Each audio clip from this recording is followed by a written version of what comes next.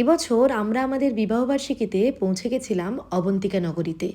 বহুদিনের স্বপ্ন ছিল এই নগরটাকে ভালো করে ঘুরে দেখার। ফাইনালি মহাকাল আমাদের ডেকে পাঠিয়েছিলেন এবং আমরা তার ডাকে সাড়া দিয়েছি। আমরা প্রথমেই পৌঁছে গেছিলাম উজ্জৈন স্টেশন। সেখান থেকে আমরা পৌঁছালাম মহাকাল গেট নাম্বার 1-এর কাছে হোটেল শিব পরিবার। এখানে ওই আপনাদের হোটেল কস্টিং পড়বে মোটামুটি পার ডে 1800 থেকে 2200। তারপরে আমরা এমপির ফেমাস ব্রেকফাস্ট করেই বেরিয়ে পড়েছিলাম মহর্ষি সন্দীপনী আশ্রমের জন্য। এখানে শ্রীকৃষ্ণ, বলরাম এবং সুদামা তার শিক্ষা গ্রহণ করেছিলেন। এখানে এসে আমরা একটু ভাবুক হয়ে পড়েছিলাম।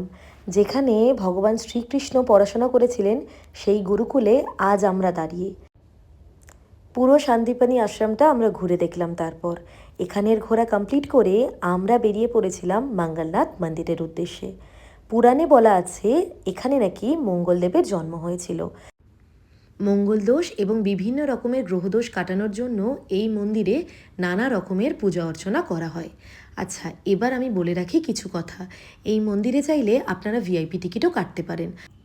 ভিআইপি টিকিটের দাম পড়বে ওই 100 রুপিস, আর আপনারা চাইলে জেনারেল দর্শনও করতে পারেন। এখান থেকে আমরা বেরিয়ে পড়েছিলাম শ্রী কাল ভৈরব মন্দিরের উদ্দেশ্যে। কথিত আছে কোতোয়ালের পারমিশন না নিলে আপনি মহাকালেশ্বর দর্শন করতে পারবেন না। তাই আমরাও চলে এসেছি শ্রী কাল ভৈরব মন্দির দর্শনের উদ্দেশ্যে। আচ্ছা, এখানেও আমি কিছু কথা বলে রাখি। এখানে কিন্তু কোনো রকম ভিআইপি টিকিটসের ব্যবস্থা নেই। এখানে আপনাকে জেনারেল লাইনেই দাঁড়াতে হবে। জেনারেল লাইনে দাঁড়ানোর সময় মোটামুটি 2.5 থেকে 3 ঘন্টা আপনাকে লাইনে থাকতেই হবে।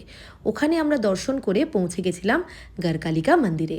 জানেন তো, এখানে মহাকবি কালিদাস মাকে সাধনা করেছিলেন, আর এটা একটা মহাশক্তিপীঠ। এখানে মায়ের ঠোঁটের ওপরের অংশ পড়েছিল।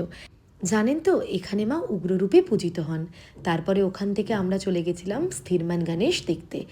এখানে শেষ হলো আমাদের ডে 1-এর সকালের ঘোরা। বিকেলে আমরা কি করলাম আসছে পরের ব্লগে। আজ আসি, টাটা।